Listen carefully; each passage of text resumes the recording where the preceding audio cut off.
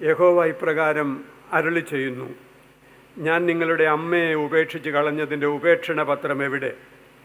അല്ല, എൻ്റെ കടക്കാരിൽ ആർക്കാകുന്നു ഞാൻ നിങ്ങളെ വിറ്റുകളഞ്ഞത്?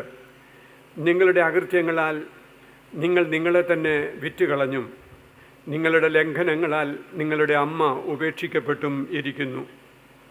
ഞാൻ വന്നപ്പോൾ ആരും ഇല്ലാതിരിപ്പാനും ഞാൻ വിളിച്ചപ്പോൾ ആരും ഉത്തരം പറയാതിരിപ്പാനും സംഗതി എന്ത്? വീണ്ടെടുപ്പാൻ കഴിയാതെ വണ്ണം എൻ്റെ കൈ വാസ്തവമായി കുറുകിയിരിക്കുന്നുവോ? അല്ല, വിടുവിപ്പാൻ എനിക്ക് ശക്തിയില്ലയോ? ഇതാ, എൻ്റെ ശാസന കൊണ്ട് ഞാൻ സമുദ്രത്തെ വറ്റിച്ചു കളയുന്നു, നദികളെ മരുഭൂമികളാക്കുന്നു. വെള്ളമില്ലായകയാൽ അവയിലെ മത്സ്യം ദാഹം കൊണ്ട് ചത്തുനാറുന്നു. ഞാൻ ആകാശത്തെ ഇരുട്ടുടുപ്പിക്കുകയും രട്ടുപുതപ്പിക്കുകയും ചെയ്യുന്നു. തളർന്നിരിക്കുന്നവനെ വാക്കുകൊണ്ട് താങ്ങുവാൻ അറിയേണ്ടതിന് യഹോവയായ കർത്താവ് എനിക്ക് ശിഷ്യന്മാരുടെ നാവ് തന്നിരിക്കുന്നു. അവൻ രാവിലെ തോറും ഉണർത്തുന്നു, ശിഷ്യന്മാരെ പോലെ കേൾക്കേണ്ടതിന് അവനെൻ്റെ ചെവി ഉണർത്തുന്നു. യഹോവയായ കർത്താവ് എൻ്റെ ചെവി തുറന്നു, ഞാനോ മറുത്തു നിന്നില്ല, പിന്തിരിഞ്ഞതുമില്ല. അടിക്കുന്നവർക്ക് ഞാൻ എൻ്റെ മുതുകും രോമം പറിക്കുന്നവർക്ക് എൻ്റെ കവിളും കാണിച്ചു കൊടുത്തു. എൻ്റെ മുഖം നിന്ദയ്ക്കും തുപ്പലിനും മറച്ചിട്ടുമില്ല. യഹോവയായ കർത്താവ് എന്നെ സഹായിക്കും, അതുകൊണ്ട് ഞാൻ അമ്പരന്നു പോകയില്ല. അതുകൊണ്ട് ഞാൻ എൻ്റെ മുഖം തീക്കല്ല് പോലെ ആക്കിയിരിക്കുന്നു. ഞാൻ ലജ്ജിച്ചു പോകയില്ല എന്ന് ഞാൻ അറിയുന്നു. എന്നെ നീതീകരിക്കുന്നവൻ സമീപത്തുണ്ട്. എന്നോട് വാദിക്കുന്നവനാര്? നമുക്ക് തമ്മിലൊന്ന് നോക്കാം. എൻ്റെ പ്രതിയോഗി ആര്? അവൻ ഇങ്ങ് വരട്ടെ. ഇതാ, യഹോവയായ കർത്താവ് എന്നെ തുണയ്ക്കുന്നു. എന്നെ കുറ്റം വിധിക്കുന്നവൻ ആര്? അവരെല്ലാവരും വസ്ത്രം പോലെ പഴകിപ്പോകും, പുഴു അവരെ തിന്നുകളയും. നിങ്ങളിൽ യഹോവയെ ഭയപ്പെടുകയും അവൻ്റെ ദാസൻ്റെ വാക്ക് കേട്ട് അനുസരിക്കുകയും ചെയ്യുന്നവൻ ആര്? തനിക്ക് പ്രകാശമില്ലാതെ അന്ധകാരത്തിൽ നടന്നാലും അവൻ യഹോവയുടെ നാമത്തിൽ ആശ്രയിച്ച് തൻ്റെ ദൈവത്തിന്മേൽ ചാരിക്കൊള്ളട്ടെ.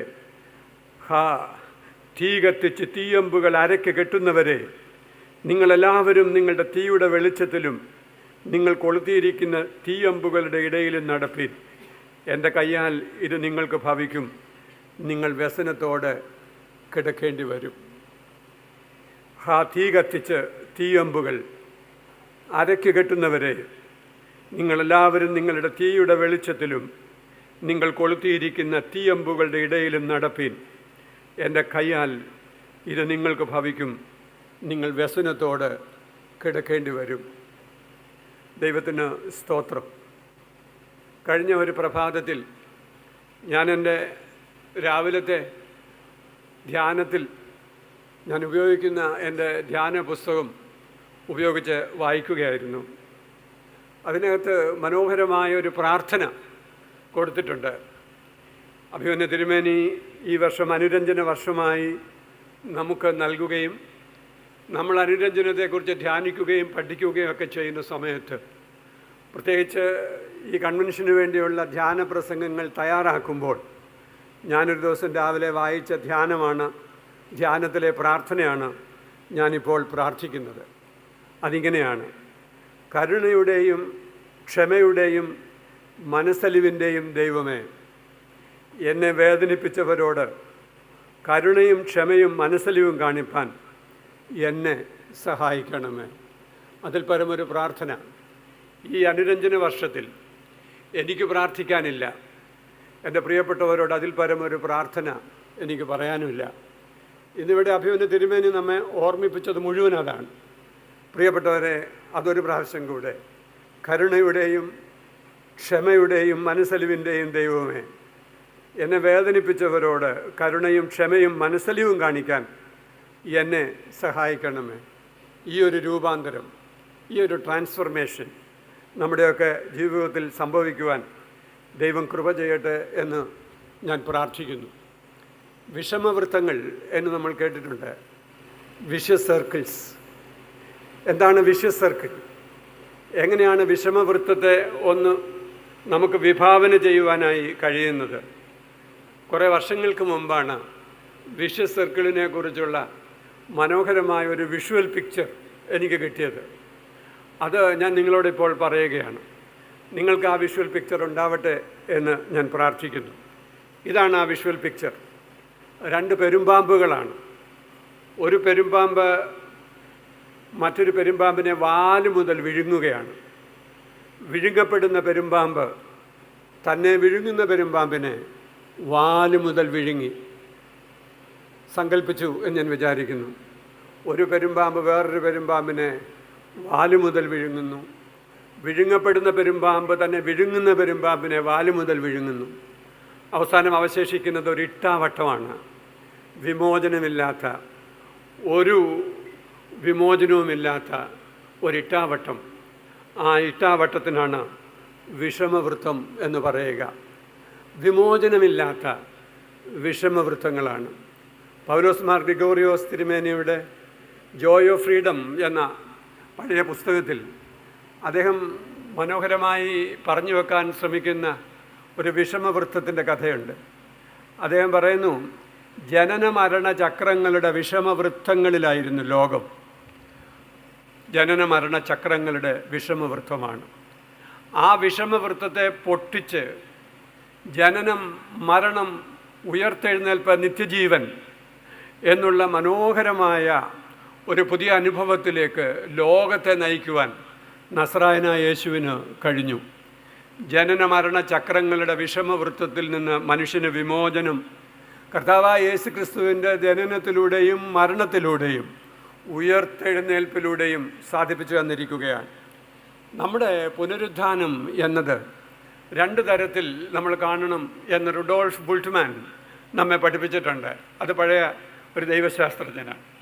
അദ്ദേഹം പറയുന്നു, പുനരുത്ഥാനത്തിന് 2 ഡയമെൻഷൻസ് ആണുള്ളത്. ഒന്ന് റിസറക്ഷൻ എസ്കറ്റോളജിക്കൽ, കാലാന്ത്യത്തിൽ സംഭവിക്കുന്ന പുനരുത്ഥാനം. കാലാന്ത്യ പുനരുത്ഥാനം എന്താണ് എന്ന് നമുക്കറിയാം. മണ്ണ് നുള്ളിയിട്ടുകൊണ്ട് മണ്ണിലേക്ക് ഒരു മനുഷ്യനെ അയക്കുമ്പോൾ പട്ടക്കാരൻ വിളിച്ചു പറയുന്നത് അതാണ്. ഒടുവിലത്തെ നാളത്തെ പുനരുത്ഥാനത്തിൽ നിത്യജീവനായി ഉയർത്തെഴുന്നേൽക്കുമെന്നുള്ള പ്രത്യാശയോടെ ഞങ്ങൾ ഈ ശരീരത്തെ മണ്ണിലേക്ക് ഏൽപ്പിക്കുന്നു. അത് റിസറക്ഷൻ എസ്കറ്റോളജിക്കലാണ്. കാലാന്ത്യത്തിൽ സംഭവിക്കുന്ന ഒരു പുനരുത്ഥാനത്തെക്കുറിച്ചുള്ള വലിയ സങ്കല്പമാണ്, വലിയ വിശ്വാസമാണ്. എന്നാൽ മറ്റൊരു പുനരുത്ഥാന അനുഭവമുണ്ട്. അതിനെക്കുറിച്ച് അദ്ദേഹം പറയുന്നത് റിസറക്ഷൻ എക്സിസ്റ്റൻഷ്യൽ എന്നാണ്. ഇന്ന് നാം അനുഭവിക്കുന്ന, നമ്മുടെ ജീവിത അനുഭവങ്ങളിൽ നാം അനുഭവിക്കുന്ന ഒരു പുനരുത്ഥാനമുണ്ട്. Praise the Lord. എന്നോടൊപ്പം നിങ്ങൾക്ക് ആ വാക്യം അറിയാവുന്നവർ ഇപ്പോൾ പറയുകയും ധ്യാനിക്കുകയും ചെയ്യണം. അതിക്രമങ്ങളാലും പാപങ്ങളാലും മരിച്ചവരായ നിങ്ങളെയും അവൻ ഉയർപ്പിച്ചു. അതിക്രമങ്ങളാലും പാപങ്ങളാലും മരിച്ചവരായ നിങ്ങളെയും അവൻ ഉയർപ്പിച്ചു എന്ന് പറയുമ്പോൾ ആ ഉയർപ്പ് നാളെ സംഭവിക്കാനുള്ള ഒരു കാര്യമല്ല, ഇന്ന് സംഭവിക്കാനുള്ള കാര്യമാണ്. നമ്മുടെയൊക്കെ വ്യാവഹാരിക ജീവിതത്തിൽ ഇന്നും നാം കടന്നു പോകുന്ന ജീവിത അനുഭവങ്ങളിലും മരണത്തിൻ്റെ മാരകമായ അനുഭവങ്ങളിൽ നിന്ന് ദൈവം നമ്മെ വിടുവിച്ച് പുനരുത്ഥാനത്തിൻ്റെ ശക്തി തന്ന പ്രിയപ്പെട്ടവരെ, വിഷമവൃത്തങ്ങളിൽ നിന്ന് നമ്മെ വിമോചിപ്പിക്കുകയാണ്. ഹല്ലേലൂയ, ദൈവത്തിന് സ്തോത്രം. ഓരോ ദിവസവും നമ്മെ ഒരു വാക്യം പഠിപ്പിച്ചും, ഓരോ ദിവസവും നമ്മെ ഈ അനുരഞ്ജനം എന്നുള്ള വാക്ക് പഠിപ്പിച്ചും, ഓരോ ദിവസവും ഈ കഴിഞ്ഞ ഒരു വർഷം മുഴുവൻ ഇവിടെ അനുരഞ്ജന വർഷമായി നമ്മൾ കൊണ്ടാടിയപ്പോൾ പ്രിയപ്പെട്ടവരെ, ഈ രാത്രി ദൈവത്തിൻ്റെ ആത്മാവ് എന്നെ പഠിപ്പിക്കുന്നത് ഇന്ന് ഈ കാലാവസ്ഥയിൽ, കാലത്തികവിങ്കലല്ല, നാം ഇന്ന് ജീവിക്കുന്ന വ്യാവഹാരിക ജീവിത ഇടങ്ങളിൽ, ഇന്നുള്ള നമ്മുടെ ജീവിത അനുഭവങ്ങളിൽ പുനരുത്ഥാനത്തിൻ്റെ, ഉയർത്തെഴുന്നേൽപ്പിൻ്റെ ഒരു ബാപ്റ്റിസ്മൽ കമ്മ്യൂണിറ്റിയുടെ, ഹല്ലേലൂയ, ഒരു ബാപ്റ്റിസ്മൽ കമ്മ്യൂണിറ്റിയുടെ, ഒരു മാമോദീസ സമൂഹത്തിൻ്റെ ഓഹരിക്കാരായിരിക്കാൻ ദൈവം നമ്മെക്കുറിച്ച് ആഗ്രഹിക്കുകയാണ്. എന്താണ് മാമോദീസ? കർത്താവിൻ്റെ മരണത്തോട് താതാത്മ്യപ്പെട്ട് അവൻ്റെ പുനരുത്ഥാനത്തോട് താതാത്മ്യപ്പെടുന്നവരാണ്. ആ താതാത്മ്യപ്പെടലിലൂടെയാണ് ക്രിസ്തു സഭയുടെ അംഗങ്ങളായി തീർന്നത്. ആ മാമോദീസായുടെ അനുഭവ തലത്തിലാണ് നാം ജീവിക്കുന്നത്. അതുകൊണ്ട് നമ്മളെക്കുറിച്ച് തന്നെ നമ്മൾ പറയും, we are a baptismal community. നമ്മളൊരു മാമോദീസ സമൂഹമാണ്. മാമോദീസ സമൂഹം എന്നുള്ള നിലയിൽ നമ്മൾ മരിച്ച് അടക്കപ്പെട്ട് കിടക്കുന്നവരല്ല, മരിച്ചടക്കപ്പെട്ട് ഉയർത്തെഴുന്നേറ്റ് ജീവിക്കുന്നവരാണ്. അപ്പോൾ പുനരുത്ഥാനത്തിൻ്റെ സാക്ഷികളായി ഈ ലോകത്തിൽ ജീവിക്കുവാൻ ദൈവം നമ്മെക്കുറിച്ച് ആഗ്രഹിക്കുന്നു. ഇന്ന് നമ്മളിവിടെ വായിച്ച വേദഭാഗം വളരെ പ്രധാനപ്പെട്ട ചില ഉൾക്കാഴ്ചകൾ നമ്മളുമായി പങ്കുവെക്കുന്നുണ്ട് എന്നുള്ളത് ഞാൻ ഓർമ്മിപ്പിക്കട്ടെ. ആ ഉൾക്കാഴ്ചകളെ നമുക്കൊന്ന് ധ്യാനിക്കുവാൻ, അങ്ങനെ പുനരുത്ഥാനത്തിൻ്റെ ഈ ഒരു വ്യാവഹാരിക അനുഭവം എൻ്റെ ജീവിതത്തിൽ, എൻ്റെ കൂട്ടായ്മയിൽ, എൻ്റെ വ്യക്തി ജീവിതത്തിൽ, എൻ്റെ കുടുംബജീവിതത്തിൽ, എൻ്റെ ഇടവക ജീവിതത്തിൽ ഒക്കെ ദൈവം തമ്പുരാനെ ഒരു പുനരുത്ഥാന സമൂഹമായി അനുരഞ്ജനത്തിൻ്റെ ആത്മാവിൽ ദൈവത്തോടും, പ്രിയപ്പെട്ട കോശി പി വർഗീസച്ചൻ ക്ലാസ് എടുത്തപ്പോഴും, ഇന്നലെ ഒനോൻസിമോസിനെ കുറിച്ചൊക്കെയുള്ള ബൈബിൾ ക്ലാസ് കേട്ടപ്പോഴും, കഴിഞ്ഞ ദിവസങ്ങളിലെ ധ്യാനങ്ങളിലൂടെ ഒക്കെ നമ്മളെ ദൈവത്തിൻ്റെ വചനം ഓർമ്മിപ്പിക്കുന്നത് ഇന്ന് നാം പുനരുത്ഥാനത്തിൻ്റെ വിഷമവൃത്തങ്ങളെ പൊട്ടിച്ച് ഭേദിച്ച് ഉയർത്തെഴുന്നേൽക്കുന്ന അനുഭവത്തിൽ നടക്കുവാനായിട്ടാണ്. Praise the Lord. ദൈവത്തിന് സ്തോത്രം. 50-ാം അധ്യായം യെശയ്യാ പ്രവാചകൻ്റെ പുസ്തകം മനോഹരമായി ഇവിടെ ചോദിക്കുന്ന ഒരു ചോദ്യം: ആരാണ് നിങ്ങളുടെ അമ്മയെ ഉപേക്ഷണപത്രം കൊടുത്തത്? ഞാൻ ഉപേക്ഷണപത്രം കൊടുത്തതായി നിങ്ങൾക്ക് തെളിവുണ്ടോ? നിങ്ങളുടെ അമ്മയെ ഞാൻ ഉപേക്ഷിച്ചതായി നിങ്ങൾക്ക് ഒരു ഉപേക്ഷണപത്രം കാണിക്കാമോ എന്ന് യഹോവയായ ദൈവം ചോദിക്കുകയാണ്. പ്രിയപ്പെട്ടവരെ, വേദപുസ്തകം പറയുന്നത് അങ്ങനെ ഉപേക്ഷണപത്രം ദൈവം ആർക്കും കൊടുത്തിട്ടില്ല എന്നുള്ളതാണ്. ദൈവം ആരെയും ഉപേക്ഷിച്ചിട്ടില്ല, ദൈവം ആരെയും തള്ളിക്കളഞ്ഞിട്ടില്ല, ദൈവത്തിന് ആരെയും തള്ളിക്കളയുവാൻ കഴിയുകയില്ല. എന്നാൽ ഇവിടെ വളരെ വ്യക്തമായി വചനം ഓർമ്മിപ്പിക്കുകയാണ് എന്തുകൊണ്ടാണ് നിങ്ങൾ വിറ്റുകളയപ്പെട്ടത്. മനോഹരമാണ് ആ വചനം, ആ പദപ്രയോഗം. നിങ്ങളെ വിറ്റുകളഞ്ഞത്, യു ആർ സോൾഡ് ഓഫ്, വിറ്റുകളഞ്ഞിരിക്കുകയാണ് എന്ന് പറഞ്ഞാൽ അതിൻ്റെ അർത്ഥം എന്താ? വിറ്റുകളഞ്ഞു എന്ന് പറഞ്ഞാൽ അതിൻ്റെ അർത്ഥം നമ്മുടെ ജീവിതത്തിൻ്റെ മേൽ നമുക്ക് അധികാരമില്ല എന്നാണ്. I have no control on my life. എൻ്റെ ജീവിതത്തിൻ്റെ മേൽ എനിക്ക് യാതൊരു അധികാരവുമില്ല. Somebody else is manipulating me. മറ്റാരോ എന്നെ മാനിപ്പുലേറ്റ് ചെയ്യുകയാണ്. മറ്റാരോ എൻ്റെ അരയ്ക്ക് കെട്ടി എന്നെ നടത്തിക്കൊണ്ടു പോവുകയാണ്. എൻ്റെ അര കെട്ടി എനിക്ക് ദൈവഹിതപ്രകാരം നടക്കുവാനുള്ള ഒരു ഭാഗ്യം ഇപ്പോൾ ഇല്ലാതെ പോയി. വിറ്റുകളയപ്പെട്ടിരിക്കുകയാണ്. എന്നെ ശ്രദ്ധിക്കുന്ന പ്രിയപ്പെട്ടവരെ, നമുക്കൊന്ന് ധ്യാനിക്കണം. Am I sold off? ഞാൻ വിറ്റുകളയപ്പെട്ടവനാണോ? എൻ്റെ ജീവിതത്തിൻ്റെ മേൽ ദൈവത്തിൻ്റെ പരിശുദ്ധാത്മാവ് എന്നെ ഓർമ്മിപ്പിക്കുന്ന ഒരധികാരം ദൈവത്തോടുള്ള ബന്ധത്തിൽ എനിക്കുണ്ടോ? ഇവിടെ വായിക്കുകയാണ്, why are you sold off? നിങ്ങൾ വിറ്റുകളയപ്പെട്ടത് എങ്ങനെയാണ് എന്ന് വളരെ വ്യക്തമായി, വളരെ ക്ലിയറായി, വളരെ നേരെ സ്ട്രെയിറ്റായിട്ട് ഇവിടെ പറയുകയാണ്. നിങ്ങളുടെ അകൃത്യങ്ങളാൽ നിങ്ങൾ നിങ്ങളെ തന്നെ വിറ്റുകളഞ്ഞും നിങ്ങളുടെ അമ്മ ഉപേക്ഷിക്കപ്പെട്ടും ഇരിക്കുകയാണ്. നിങ്ങളുടെ അമ്മ നമുക്കിന്ന് നമ്മൾ ചിന്തിക്കുമ്പോൾ സഭയെന്നോ രാജ്യമെന്നോ ഒക്കെ നമുക്കതിനെക്കുറിച്ച് പറയാം. Why we feel that we are forsaken? എന്തുകൊണ്ടാണ് നമ്മൾ ഉപേക്ഷിക്കപ്പെട്ടു എന്ന് നമുക്ക് തോന്നുന്നത്? What is the mystery of that? അതിൻ്റെ രഹസ്യം എന്താണ്? ഇവിടെ വളരെ വ്യക്തമായി പറഞ്ഞു, അകൃത്യമാണ്, കൃത്യമല്ലാത്തതാണ് അകൃത്യം. ലംഘനം എന്നത് നമുക്കറിയാവുന്നതുപോലെ നമ്മുടെ എല്ലാ അതിരുകളെയും ലംഘിക്കുന്നതാണ് ലംഘനം എന്ന് പറയുന്നത്. അപ്പോൾ ലംഘനം, അകൃത്യം ഇവ മൂലം സ്വയം വിറ്റുകളയപ്പെട്ട മനുഷ്യർ.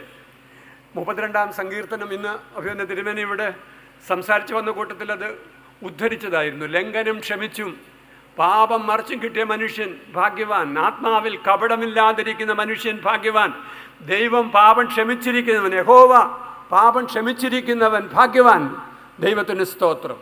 പ്രിയപ്പെട്ടവരെ, ഇപ്രകാരമുള്ള ലംഘനം ക്ഷമിച്ച് പാപം മറച്ചു കിട്ടിയ മനുഷ്യൻ ഭാഗ്യവാനാണ്. യഹോവ അകൃത്യം കടക്കിടാതെ ഇരിക്കുന്ന, ആത്മാവിൽ കപടമില്ലാതിരിക്കുന്ന മനുഷ്യൻ ഭാഗ്യവാൻ. ഈ സഭയിൽ ഒരു പാപിയായ എന്നെ സംബന്ധിച്ചിടത്തോളം ഞാൻ അനുഭവിക്കുന്ന ഏറ്റവും വലിയ ആത്മവിശ്വാസം, എനിക്ക് നിരന്തരമായി അനുതാപത്തിൻ്റെ കുംഭസാരത്തിൽ, ദൈവത്തിന് സ്തോത്രം, അനുതാപത്തിൻ്റെ കുംഭസാരത്തിൽ എന്നെ തന്നെ ഒന്ന് കഴുകി ശുദ്ധീകരിച്ചെടുക്കുവാനുള്ള ഭാഗ്യം എൻ്റെ ദൈവം എനിക്ക് തന്നിട്ടുണ്ട് എന്നുള്ളതാണ്. ദൈവത്തിന് സ്തോത്രം. പ്രിയപ്പെട്ടവരെ, പാപമില്ലാത്തത് കൊണ്ടല്ല, എന്നാൽ ദൈവത്തിൻ്റെ സന്നിധിയിൽ എന്നെ തന്നെ ഒന്ന് ഏറ്റുപറയാനുള്ള ദൈവകൃപയുണ്ട്. പകലത്തെ യോഗത്തിൽ ഞാൻ ഒടുവിൽ കുറിയലായിസോൻ എന്ന് പറയിച്ചാണ് രാവിലത്തെ യോഗം അവസാനിപ്പിച്ചത്. കുറിയലായിസോൻ, കുറിയലായിസോൻ, കുറിയലായിസോൻ എന്ന്. ഗ്രിഗോറിയോസ് തിരുമേനിയുടെ അദ്ദേഹത്തിൻ്റെ ചില പുസ്തകങ്ങളൊക്കെ അദ്ദേഹത്തെക്കുറിച്ചുള്ള ചിലതൊക്കെ വായിക്കാനുള്ള ഒരു സന്ദർഭമൊക്കെ ഉണ്ടായതുകൊണ്ടാണ്. അദ്ദേഹത്തിൻ്റെ അവസാന സമയത്തെക്കുറിച്ച് അദ്ദേഹത്തിൻ്റെ കഥ എഴുതി വെച്ച്, അദ്ദേഹത്തിൻ്റെ ജീവൻ്റെ അവസാന നാളുകളെക്കുറിച്ചൊക്കെ രേഖപ്പെടുത്തി വെച്ച് ഒരു ഭക്തൻ ഇങ്ങനെ എഴുതി: തിരുമേനിയുടെ മുറിയിലേക്ക് പ്രവേശിക്കുമ്പോൾ തിരുമേനി ആലസ്യത്തിലാണ്, അവസാന നാളുകൾ സമീപിക്കുകയാണ്. അപ്പോൾ അവിടെ കിടന്നുകൊണ്ട് ഭിത്തിക്ക് നേരെ മുഖം തിരിച്ചു കിടന്ന് തിരുമേനി നിരന്തരം പ്രാർത്ഥിക്കുന്നത് കുറിയലായിസോൻ എന്നൊരു വാക്കു മാത്രമാണ്. കുറിയലായിസോൻ, കർത്താവേ കരുണ ചെയ്യണമേ, കർത്താവേ കരുണ ചെയ്യണമേ. എന്നെ ശ്രദ്ധിക്കുന്ന പ്രിയപ്പെട്ടവരെ, ലംഘനം ക്ഷമിക്കുവാൻ, അകൃത്യങ്ങളെ പരിഹരിക്കുവാൻ നമ്മുടെ ദൈവം ഇന്നും നമ്മുടെ ജീവിതത്തിൽ എഴുന്നള്ളി വരുന്നവനാണ്. Praise the Lord. ഇത് അനുഭവിക്കുവാൻ നമുക്ക് സാധിക്കട്ടെ എന്നാണ് എൻ്റെ പ്രാർത്ഥന. വീണ്ടും നമുക്ക് മുന്നോട്ട് പോകാം. നിങ്ങളെ തന്നെ വിറ്റ് കളഞ്ഞിരിക്കുന്നു. നമുക്കിനിയും നമ്മുടെ സ്വാതന്ത്ര്യം വീണ്ടെടുക്കുവാൻ ദൈവത്തിൻ്റെ സഹായം ആവശ്യമാണ്. Redemption is possible only when God intervenes. നമ്മുടെ വീണ്ടെടുപ്പ് നമുക്ക് സാധ്യമാകുന്നത് ദൈവം ഇടപെടുമ്പോൾ മാത്രമാണ്. ദൈവത്തിൻ്റെ ഇടപെടൽ നമുക്കുണ്ടാകുവാൻ നമുക്ക് ദൈവത്തോട് പ്രാർത്ഥിക്കണം. ഇവിടെ 50-ാം അധ്യായത്തിൽ ഇങ്ങനെ രണ്ടാമത് ചോദിക്കുകയാണ്: ഞാൻ വന്നപ്പോൾ ആരുമില്ലാതിരിപ്പാനും ഞാൻ വിളിച്ചപ്പോൾ ആരും ഉത്തരം പറയാതിരിപ്പാനും സംഗതി എന്ത്? ഒരു ചോദ്യമാണ്. ഞാൻ വിളിച്ചപ്പോൾ ആരും വിളി കേട്ടില്ല, ഞാൻ വന്നപ്പോൾ അവിടെ ആരും ഉണ്ടായിരുന്നില്ല, ഞാൻ ചോദിച്ച ചോദ്യങ്ങൾക്ക് ആരും ഉത്തരം പറഞ്ഞില്ല. ഇവിടെ ഞാൻ ഓർമ്മിപ്പിക്കുന്നു, ദൈവവിളിയോട് പ്രതികരിക്കുവാൻ കഴിയാതെ പോയ ഒരു സമൂഹത്തെക്കുറിച്ച് ദൈവം വിലപിക്കുകയാണ്. നമുക്ക് എത്രയോ സന്ദർഭങ്ങൾ കിട്ടി, എത്രയോ സന്ദർഭങ്ങൾ നമ്മുടെ ജീവിതത്തിൽ അനുഭവമായി. എന്നിട്ടും we are not willing to come out of our hideouts. നമ്മുടെ ഒളിവിടങ്ങളിൽ നിന്ന്, നമ്മുടെ മറവിടങ്ങളിൽ നിന്ന് നമുക്കൊന്ന് ഇറങ്ങി വരുവാൻ നമുക്ക് കഴിയാതെ പോകുന്നു. ദൈവത്തിൻ്റെ സങ്കടമാണ്, ദൈവത്തിൻ്റെ വിലാപമാണ്. ഈ രാത്രി കൊട്ടാരക്കര കൺവെൻഷൻ്റെ പന്തലിൽ മുഴങ്ങുന്നത് ദൈവത്തിൻ്റെ വിലാപമാണ്. എന്താണ് ദൈവത്തിൻ്റെ വിലാപം? ഞാൻ വന്നപ്പോൾ അവിടെ ആരും ഉണ്ടായിരുന്നില്ലല്ലോ, ഞാൻ വിളിച്ചപ്പോൾ ആരും ഉത്തരം പറഞ്ഞില്ലല്ലോ. നിങ്ങൾ വിളിച്ചു. എപ്പോഴാണ് വിളിച്ചതെന്നറിയാമോ? സ്വന്തം കാര്യങ്ങൾ സാധിക്കാൻ വേണ്ടി നിങ്ങൾ വിളിച്ചിട്ടുണ്ടാവാം, വിഷമം വന്നപ്പോൾ നിങ്ങൾ വിളിച്ചിട്ടുണ്ടാവാം. എന്നാൽ ചില സന്ദർഭങ്ങളിൽ ഞാൻ നിന്നെ അന്വേഷിച്ചു വന്നപ്പോൾ സ്വർഗത്തിലെ വേട്ടപ്പട്ടിയെ പോലെ ഞാൻ നിൻ്റെ പിന്നാലെ വന്നപ്പോൾ ആരും അതിനോട് പ്രതികരിച്ചില്ല. From the hideouts. സക്കായി മറവിടത്തിൽ മറഞ്ഞിരിക്കുകയായിരുന്നു, ഇലച്ചാർത്തുകളുടെ മധ്യത്തിൽ അവൻ മറഞ്ഞിരിക്കുകയായിരുന്നു. യേശു തമ്പുരാൻ ആ മരത്തിൻ്റെ ചുവട്ടിൽ വന്ന് മുകളിലേക്ക് നോക്കി പറഞ്ഞു: സക്കായെ, വേഗം ഇറങ്ങി വരിക, ഞാൻ ഇന്ന് നിൻ്റെ വീട്ടിൽ പാർക്കേണ്ടതാണ്. നീ നിൻ്റെ മറവിടത്തിൽ നിന്ന്, ഈ ഇലച്ചാർത്തുകളുടെ ഇടയിൽ നിന്ന്, നീ നിന്നെ തന്നെ മറയ്ക്കുന്ന നിൻ്റെ ഹൈഡ് ഔട്ടിൽ നിന്ന് നീ ഇറങ്ങി വന്നാൽ ഞാൻ ഇന്ന് നിൻ്റെ വീട്ടിൽ വന്ന് പാർക്കും. I will be your guest. ഞാൻ നിൻ്റെ വീട്ടിൽ വരും. ഗസ്റ്റല്ല, അവൻ വീട്ടിൽ വന്നു കഴിയുമ്പോൾ അവൻ അപ്പമെടുക്കുകയായി, അവൻ നുറുക്കുകയായി, അവൻ നൽകുകയായി, അവൻ ഹോസ്റ്റായി, അവൻ ആതിഥേയനായി, അവൻ നമ്മുടെയും ആതിഥേയനായി മാറുകയാണ്.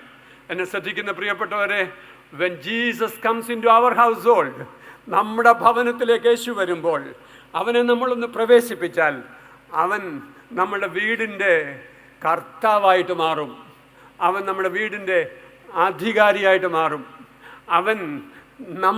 അവനോട് കർത്താവേ എന്നൊന്ന് വിളിച്ചാൽ മതി, അവൻ നമ്മുടെ ഭവനത്തിലേക്ക് പ്രവേശിക്കും. സക്കായിയുടെ ഭവനത്തിൽ പ്രവേശിച്ച് അവൻ അവിടെ അധികാരിയായി മാറി. സക്കായി ഇതാ മറവിടത്തിൽ നിന്ന് പുറത്തു വന്നു.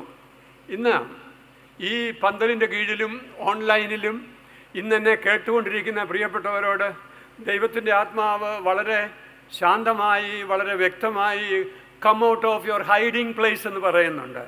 നീ മറഞ്ഞിരിക്കുന്ന ഇടത്തു നിന്ന്, ദൈവത്തെ യഥാർത്ഥമായി അനുഭവിക്കുവാൻ കഴിയാത്ത ഒരനുഭവത്തിൽ നിന്ന് നീ ഒന്ന് ഇറങ്ങി വാ എന്ന് കർത്താവ് ആവശ്യപ്പെടുന്നുണ്ട്. Can we? നമുക്കത് സാധ്യമാകുമോ എന്നുള്ളതാണ് ഒരു ചോദ്യം. 50-ാം അധ്യായത്തിൽ പ്രവാചകൻ, ഈ എഴുത്തുകാരൻ വളരെ കൃത്യമായി എന്തുകൊണ്ടാണ് അവരിറങ്ങി വരാതിരുന്നത് എന്ന് പറയാനായിട്ട് ശ്രമിക്കുന്നുണ്ട്. അതാണ് ഇപ്പോൾ ഞാൻ വായിച്ചതിൻ്റെ ബാക്കി. ആരും പറയാതിരിപ്പാനും സംഗതി എന്ത്? എന്നിട്ട് ചോദിക്കുകയാണ്, വീണ്ടെടുപ്പാൻ കഴിയാതെ വണ്ണം എൻ്റെ കൈ വാസ്തവമായി കുറുകിയിരിക്കുന്നുവോ? അല്ല, വിടുവിപ്പാൻ എനിക്ക് ശക്തിയില്ലയോ? വിടുവിപ്പാൻ കഴിയാതെ വണ്ണം എൻ്റെ കൈ കുറുതായിട്ടുണ്ടോ? വിടുവിപ്പാൻ എനിക്ക് ശക്തിയില്ല എന്ന് തോന്നിയിട്ടുണ്ടോ എന്നാണ് ചോദ്യം. പ്രിയപ്പെട്ടവരെ, എന്തുകൊണ്ടാണ് കർത്താവ് വിളിക്കുമ്പോൾ നമ്മൾ ഇറങ്ങി വരാത്തത്? ഇന്ത്യയുടെ പ്രധാനമന്ത്രി ഇവിടെ എങ്ങാനും വന്നിരുന്നു കൊണ്ട് നമുക്കൊരു സമ്മൻസ് അയക്കുകയാണെങ്കിൽ, ഒരു ഇൻവിറ്റേഷൻ അയക്കുകയാണെങ്കിൽ നമ്മൾ പോവുകയില്ലേ? തീർച്ചയായിട്ടും പോകും. അപ്പോൾ ഒന്ന് തിരുമേനി വന്നിരുന്ന ഒരാളിനെ വിളിച്ചാൽ നിങ്ങൾ വരില്ലേ? തീർച്ചയായിട്ടും വരും. മെത്രാപ്പോലിത്ത വിളിച്ചാൽ പോകില്ലേ? തീർച്ചയായിട്ടും പോകും. അങ്ങനെ നമ്മുടെ ഈ ഭൂമിയിലെ നമ്മുടെ മേധാവികളും നമ്മുടെ അധികാരികളും നമ്മെ വിളിക്കുമ്പോൾ അവരുടെ അടുത്തേക്ക് ഇറങ്ങിച്ചെല്ലുവാൻ നമ്മൾ തയ്യാറാണ്. അതിൻ്റെ കാരണം എന്താണ് എന്ന് ചോദിച്ചാൽ, നമുക്ക് അവരെ കൊണ്ടൊക്കെ ആവശ്യമുണ്ട് എന്നുള്ളത് കൊണ്ടാണ്, അവരെ കൊണ്ടൊക്കെ നമുക്ക് പ്രയോജനമുണ്ട് എന്നുള്ളത് കൊണ്ടാണ്. എന്നാൽ ഇവിടെ ദൈവം ചോദിക്കുന്നു, ഞാൻ വിളിച്ചപ്പോൾ നിങ്ങളാരും വരാഞ്ഞതെന്താണ്? രക്ഷിപ്പാൻ കഴിയാതെ വണ്ണം എൻ്റെ കൈ കുറുതായി പോയിട്ടുണ്ടോ? Do you think that I am important? Do you think that I am incapable? എനിക്ക് ശക്തിയില്ല, ഞാൻ എൻ്റെ ശക്തി ഒഴിഞ്ഞു പോയവനാണ് എന്ന് നിങ്ങൾ ചിന്തിക്കുന്നുണ്ടോ? Are you thinking that God is outdated? ദൈവം കാലഹരണപ്പെട്ടു പോയി എന്ന് ചിന്തിക്കുന്നുണ്ടോ എന്നാണ് ചോദ്യം. ഗോഡ് ഈസ് യൂസ്ലെസ് എന്ന് ചിന്തിക്കുന്നുണ്ടോ എന്നാണ് ചോദ്യം. ഇന്ന് രാവിലെ ഈ പന്തൽ നിറഞ്ഞു കവിഞ്ഞിരുന്ന പാവപ്പെട്ട സ്ത്രീജനങ്ങളെ കണ്ടപ്പോൾ ദൈവത്തിന് നന്ദി പറയണം തോന്നി. അവരിൽ പലരും ഇപ്പോഴില്ല, എന്നാൽ പകൽ വന്നിരുന്നു. എനിക്കവരെക്കുറിച്ച് വളരെയധികം സന്തോഷമുണ്ട്. ഞാനിവിടെ ഓർക്കുന്ന ആദ്യകാലത്തെ വെള്ളിയാഴ്ച പ്രാർത്ഥനകൾ ഇവിടെ മുമ്പിൽ വന്നിരുന്ന് ഏങ്കലടിക്കുകയും നിലവിളിക്കുകയും പ്രാർത്ഥനയുടെ ആരവമുയർത്തുകയും ചെയ്ത ഒരു പറ്റ അമ്മമാർ നമുക്കുണ്ടായിരുന്നു. ആ അമ്മമാർ നമുക്ക് വേണ്ടി വെയിൽ കൊണ്ടതുകൊണ്ടാണ് നാം ഇന്ന് തണൽ അനുഭവിക്കുന്നത്. അവർ കൊണ്ട വെയിലാണ് നമ്മുടെ തണൽ എന്ന് നാം അറിയുന്നുണ്ട്. എന്നാൽ പ്രിയപ്പെട്ടവരെ, ഈ തലമുറയിലെ മനുഷ്യന് ദൈവത്തെ പഴയതുപോലെ ആവശ്യമില്ല എന്നൊരു തോന്നൽ. God is misplaced. God is shifted from the center to the peripheries. God is shifted from the center to the peripheries. കേന്ദ്രത്തിൽ നിന്നും അതിർവരമ്പുകളിലേക്ക് ദൈവത്തെ നമ്മൾ തള്ളി മാറ്റിയിരിക്കുന്നു. God is not that much necessary എന്നൊരു തോന്നലാണ്. ദൈവം വിലപിച്ച് ചോദിക്കുകയാണ്, do you think that I am important? Do you think that I am powerless? Do you think that I cannot redeem you? എനിക്ക് നിങ്ങളെ വിമോചിപ്പിക്കുവാൻ കഴിയുകയില്ല എന്ന് നിങ്ങൾ വിചാരിക്കുന്നുണ്ടോ? ഈ നൂറ്റാണ്ടിലെ മനുഷ്യൻ ദൈവം കാലഹരണപ്പെട്ടു എന്ന് ചിന്തിക്കുന്നുവെങ്കിൽ ദൈവത്തിൻ്റെ ആത്മാവ് പറയുന്നു, God is our eternal contemporary. God is our eternal contemporary. Christ is our eternal contemporary. ക്രിസ്തു എന്നും നമ്മോട് കൂടെയുള്ള കാലാതീതനായ സഹചാരിയാണ്. നിലവിളിക്കുമ്പോൾ ഉത്തരം തരുന്ന, എന്നെ വിടുവിക്കുവാൻ കഴിയുന്ന, എൻ്റെ ജീവിതത്തിലേക്ക് ഇറങ്ങി വരുന്ന ഒരു ദൈവം ജീവിക്കുന്നു. My God is able. ആമേൻ. നമ്മുടെ കുഞ്ഞുങ്ങൾ പാടുന്ന പാട്ടാ, മൈ ഗോഡ് ഈസ് ഏബിൾ. എൻ്റെ ദൈവത്തിന് കഴിവുണ്ട്. My God is able. My God can. എൻ്റെ ദൈവത്തിന് കഴിയും. ഈ വൈകുന്നേരത്തെ ധ്യാനത്തിലിരിക്കുന്ന പ്രിയപ്പെട്ടവരെ, 50-ാം അധ്യായം നമുക്ക് കാണിച്ചു തരുന്ന ഈ കണ്ണാടിക്കകത്ത് നമ്മുടെ ഒരു പ്രതിഫലനമുണ്ടാകുമ്പോൾ ദൈവസന്നിധിയിലിരുന്നു കൊണ്ട് ഈ ദൈവത്തിൻ്റെ വിലാപം നമ്മളോടുള്ളത് നമ്മളൊന്ന് കേൾക്കണം. എന്തുകൊണ്ടാണ് ഞാൻ വിളിച്ചപ്പോൾ നിങ്ങൾ വരാഞ്ഞത്? എന്തുകൊണ്ടാണ് പ്രതികരിക്കാത്തത്? You think that I am powerless? ഞാൻ പവർലെസ്സാണ്, എന്നെക്കൊണ്ടൊന്നും കഴിയുകയില്ല എന്ന് നിങ്ങൾ വിചാരിക്കുന്നുണ്ടോ?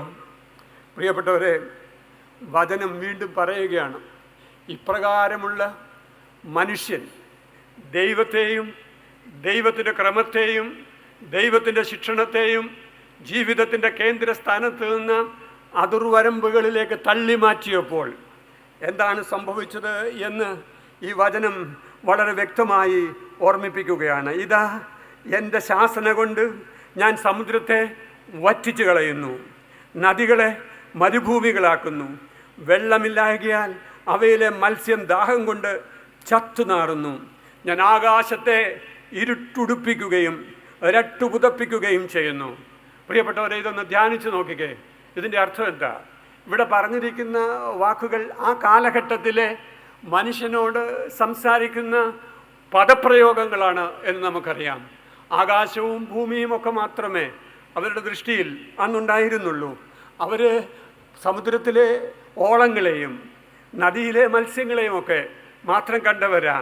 എന്നാൽ ഇന്ന് ജീവിക്കുന്ന നമുക്ക് യെശയ്യാ പ്രവാചകൻ്റെ പുസ്തകം 50-ാം അധ്യായത്തിൻ്റെ ഈ വാക്യങ്ങൾ വായിക്കുമ്പോൾ, ഇവിടെ അനുരഞ്ജനത്തിൻ്റെ റിന്യൂവൽ കോൺഫറൻസിൻ്റെ ക്ലാസ് എടുത്തപ്പോഴും ഈ കഴിഞ്ഞ ദിവസങ്ങളിലൊക്കെയും നമ്മൾ ആവർത്തിച്ച് കേട്ട ഒരു കാര്യമുണ്ട്. പ്രകൃതിയോട് അനുരഞ്ജനപ്പെടണമെന്ന്, പ്രകൃതിയോട് അനുരഞ്ജനപ്പെടണമെന്ന്. ഇവിടെ ഇതാ നാം വായിക്കുന്നു, പ്രകൃതി മനുഷ്യന് വിരുദ്ധമായി മാറിയിരിക്കുകയാണ്. ആവാസ മേഖലകളിലേക്ക് വന്യമൃഗങ്ങൾ കടന്നു വരുന്നു എന്നുള്ളത് നമ്മൾ കേട്ടുകൊണ്ടിരിക്കുന്ന ഒരു കാര്യമാണ്. ദൈവത്തിൻ്റെ ക്രമങ്ങൾ ലംഘിക്കപ്പെടുകയാണ്. ദൈവത്തിൻ്റെ ക്രമങ്ങളും അതിരുകളും ലംഘിക്കപ്പെടുമ്പോൾ ഇനിയും വരുന്ന തലമുറയ്ക്ക് ഈ ഭൂമി വാസയോഗ്യമാണോ എന്ന് കവി പാടിയ കവിയുടെ രോദനം കുറച്ചുകൂടെ പ്രസക്തമായി മാറിക്കൊണ്ടിരിക്കുകയാണ്. ഓസോൺ ലെയറിലെ സുഷിരങ്ങളെക്കുറിച്ചാണ് ചെറുപ്പകാലത്ത് ഞാൻ കേട്ടിട്ടുള്ളത്. ഇപ്പോൾ അതിനൊക്കെ അപ്പുറത്ത് വേറെ ഒരുപാട് കാര്യങ്ങൾ നമ്മൾ കേൾക്കുകയാണ്. നമ്മുടെ ജീവിതം ഈ ഭൂമിയിൽ വാസയോഗ്യം അല്ലാതായിത്തീരുന്ന ഭൂമിയുടെ അവസ്ഥയിൽ നമ്മൾ ഇരിക്കുകയാണ്. എന്നെ ശ്രദ്ധിക്കുന്ന പ്രിയപ്പെട്ടവരെ, ഈ സന്ധ്യയിൽ ദൈവത്തിൻ്റെ സന്നിധിയിലിരിക്കുന്ന എൻ്റെ പ്രിയപ്പെട്ടവരെ, ഈ ഓൺലൈനിൽ ഇരുന്നു കൊണ്ട് എന്നെ കേൾക്കുന്നവർ, അതാത് സ്ഥാനങ്ങളിൽ ഇരുന്നു കൊണ്ട് ഒരു കാര്യം വളരെ വ്യക്തമായി ദൈവസന്നിധിയിൽ പറയണം. God is the God of creation. ദൈവം സൃഷ്ടിയുടെ ദൈവമാണ് എന്ന് മാത്രമല്ല, God is God of recreation. ദൈവം സൃഷ്ടിയുടെയും പുനഃസൃഷ്ടിയുടെയും ദൈവമാണ്. Praise the Lord. ദൈവത്തിൻ്റെ വചനം എന്നെ പഠിപ്പിക്കുന്നത് വളരെ മനോഹരമായ ഒരു രേഖീയമായ ഒരു കാഴ്ചപ്പാടിനെ കുറിച്ചാണ്. രേഖീയമാണോ, സർക്കുലറാണോ, സൈക്ലിക്കാണോ, ചരിത്രത്തിൻ്റെ കാഴ്ചപ്പാട് എന്നൊക്കെ വിശദീകരിക്കുവാൻ ചരിത്രത്തിൻ്റെ ഫിലോസഫി പറയുന്ന ആളുകളെ ആവശ്യമായിരിക്കാം. ഞാൻ അതിലേക്ക് പോകുന്നില്ല. എന്നാൽ ദൈവത്തിൻ്റെ വചനം എന്നെ പഠിപ്പിക്കുന്ന ഒരു കാര്യമുണ്ട്. ദർശകൻ അങ്ങ് പത്മോസിൽ കിടന്നുകൊണ്ട് ഒരു ദർശനം കണ്ടു. എന്താണ് ദർശനം? ഇതാ, പുതിയ ആകാശവും പുതിയ ഭൂമിയും സ്വർഗത്തിൽ നിറങ്ങി വരുന്നത് ഞാൻ കാണുന്നു. പ്രിയപ്പെട്ടവരെ, സൃഷ്ടി, സ്ഥിതി, സംഹാരമല്ല. പിന്നെ ദൈവത്തിൻ്റെ വചനം എന്നെ പഠിപ്പിക്കുന്നത് സൃഷ്ടി, സ്ഥിതി, പുനഃസൃഷ്ടി എന്നുള്ളതാണ്. സൃഷ്ടി, സ്ഥിതി, പുനഃസൃഷ്ടി എന്നുള്ള മനോഹരമായ വചനമാണ്. ഈ രാത്രി ദൈവത്തിൻ്റെ സന്നിധിയിലിരിക്കുന്ന എൻ്റെ പ്രിയപ്പെട്ടവരോട് ഞാൻ ഓർമ്മിപ്പിക്കുന്നു, ഗോഡ് ക്യാൻ റീക്രിയേറ്റ് യു. ദൈവത്തിന് നിന്നെ പുനഃസൃഷ്ടി ചെയ്യുവാൻ സാധിക്കും. God can create the created order. ദൈവം സൃഷ്ടിച്ച ഈ പ്രപഞ്ചത്തിൻ്റെ ക്രമത്തെ ഒന്ന് പുനർക്രമീകരിക്കുവാൻ ദൈവത്തിന് സാധിക്കും.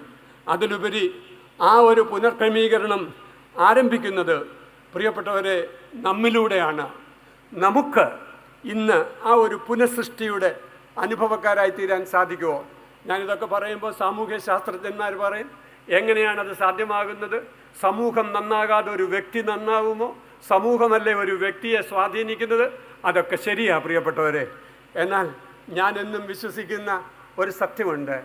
ചരിത്രം മുമ്പോട്ട് നയിക്കപ്പെട്ടിട്ടുള്ളത് പൊതുസമൂഹത്തിൻ്റെ കൾച്ചറൽ ട്രെൻഡുകളല്ല, പൊതുസമൂഹത്തിൻ്റെ ധാരകളുമല്ല. History, civilizations are created where a minority, a creative minority have responded to the challenges. എവിടെയൊക്കെയാണോ വെല്ലുവിളികളോട് ക്രിയാത്മകമായി പ്രതികരിക്കുന്ന ഒരു ന്യൂനപക്ഷമുള്ളത്. ആ ന്യൂനപക്ഷത്തിനാണ് ഭൂലോകത്തെ കീഴ്മേൽ മറിക്കുവാൻ സാധിക്കുന്നത് എന്ന് തിരുവചനം എന്നെ പഠിപ്പിക്കുന്നു. അതുകൊണ്ട് ഈ രാത്രി എൻ്റെ പ്രിയപ്പെട്ടവരെ ഞാൻ ഓർമ്മിപ്പിക്കുകയാണ്, നമ്മൾ വിശ്വസിക്കണം. നമ്മൾ നമ്മളോട് തന്നെ പറയണം, മൈ ഗോഡ് ഈസ് ഏബിൾ, എൻ്റെ ദൈവത്തിന് കഴിവുണ്ട്. മൈ ഗോഡ് ഈസ് പൊട്ടൻഷ്യൽ, എൻ്റെ ദൈവത്തിന് കഴിവുണ്ട്. എൻ്റെ ദൈവത്തിൻ്റെ കരം കുറുതായി പോയിട്ടില്ല. എൻ്റെ ദൈവത്തിന് പ്രവർത്തിക്കുവാൻ കഴിയും. എൻ്റെ ദൈവത്തിന് ഇടപെടുവാൻ കഴിയും. എൻ്റെ ദൈവം സൃഷ്ടിക്കുന്ന ദൈവം, എൻ്റെ ദൈവം പുനഃസൃഷ്ടിക്കുന്ന ദൈവമാണ്. ഹല്ലേലൂയ, ദൈവത്തിന് സ്തോത്രം. പുനഃസൃഷ്ടി നടത്തുന്ന കർത്താവേ, എൻ്റെ ജീവിതത്തെ ഒന്ന് പുനഃസൃഷ്ടി ചെയ്യണമേ. വർഷങ്ങൾക്ക് മുമ്പാണ് ഒരു യുവജന കോൺഫറൻസിൽ, അന്ന് കുന്നംകുളത്ത് വെച്ചാണ്, ഒരു യുവജന കോൺഫറൻസിലെ ബൈബിൾ സ്റ്റഡി എടുക്കുവാൻ അന്ന് കോളേജിൽ പഠിപ്പിക്കുന്ന എന്നെ പ്രത്യേകം വിളിച്ചിരുന്നു. ഞാനവിടെ ആ യുവജന കോൺഫറൻസിൽ ബൈബിൾ സ്റ്റഡി എടുത്തു. അന്ന് ബൈബിൾ സ്റ്റഡിയിൽ 2 യജമാനന്മാരെന്നുള്ളതായിരുന്നു വിഷയം. നിങ്ങൾക്ക് 2 യജമാനന്മാരെ സേവിപ്പാൻ കഴിയുകയില്ല എന്നുള്ള വചനമായിരുന്നു. അതിനെക്കുറിച്ചാണ് അന്ന് ബൈബിൾ ക്ലാസ് എടുത്തത്.